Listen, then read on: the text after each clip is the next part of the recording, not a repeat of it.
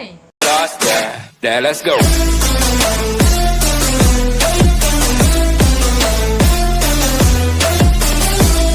Hai teman-teman, welcome back to my YouTube channel.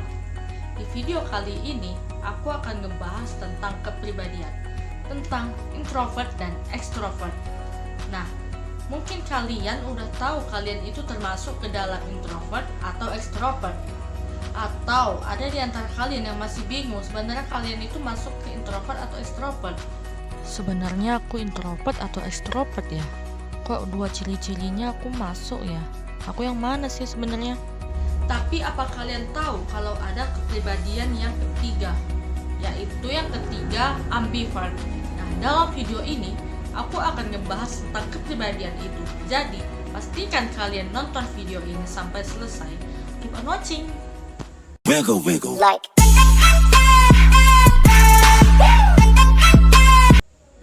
Introvert, extrovert, dan ambivert pertama kali dipopulerkan oleh seorang psikolog ternama dari Swiss, yaitu Carl Gustav Jung.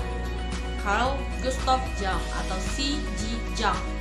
Pada dasarnya, setiap orang itu memiliki sisi dari introvert dan extrovert. Namun, ada satu sisi yang menjadi dominan sehingga orang tersebut dikatakan introvert ataupun seorang extrovert. Untuk mengingatkan kembali, introvert adalah kepribadian yang lebih cenderung menyukai kondisi tenang dan menyendiri.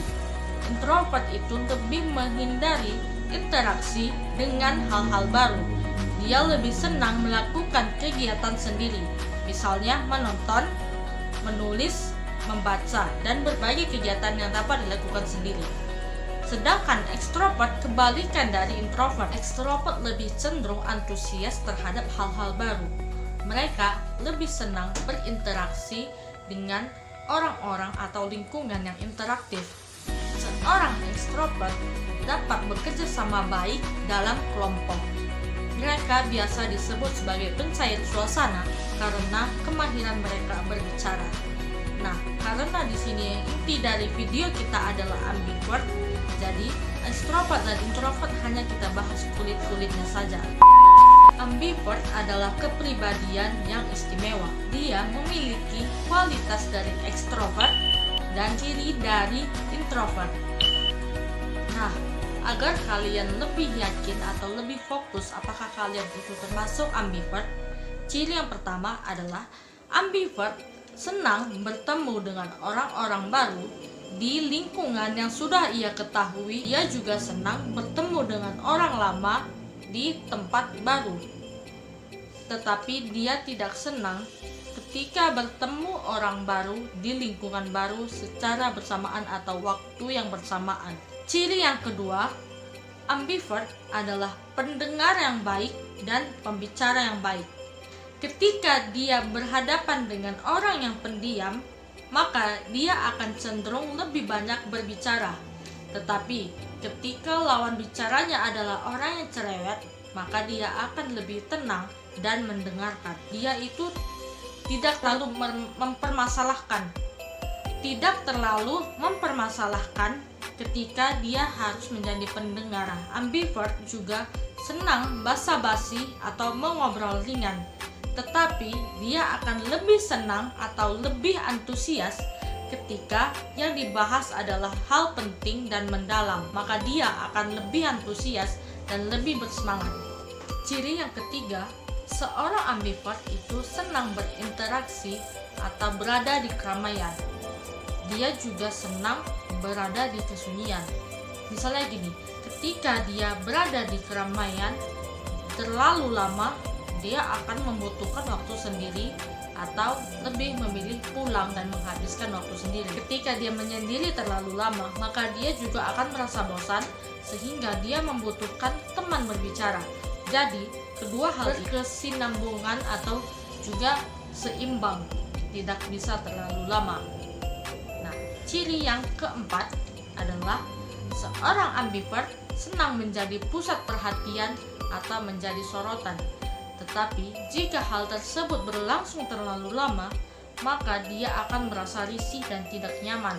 Ciri yang terakhir, di awal tadi sudah aku bilang, karena ambivert itu memiliki ciri ekstrovert dan introvert, sehingga ambivert bisa dikatakan memiliki dua kepribadian.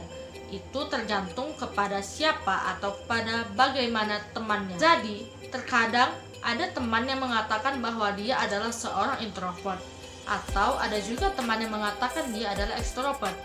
Itu memang tidak dapat kita salahkan, karena memang seorang ambivert akan menyesuaikan dirinya sesuai dengan teman atau lawan bicaranya. Nah, dari 5 ciri ini, apakah kalian sudah tahu atau sudah yakin kalian itu masuk ke kepribadian yang mana? Atau kalian masih bingung? Kalian bisa cari lagi sumber lain. Di YouTube juga banyak seperti tes-tes kepribadian ambivert, atau di Google juga banyak artikel-artikel yang membahas tentang ambivert. Jadi kalian juga bisa lebih menambah wawasan tentang ambivert ini sendiri. So, terima kasih karena kalian sudah menonton video ini sampai selesai. Semoga video ini dapat bermanfaat dan dapat menambah wawasan kalian. Jika kalian suka video ini, kalian bisa like.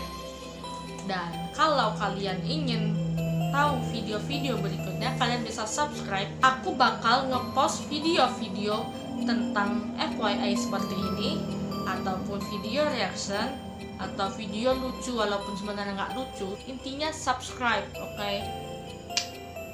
Thanks for watching. See you next video.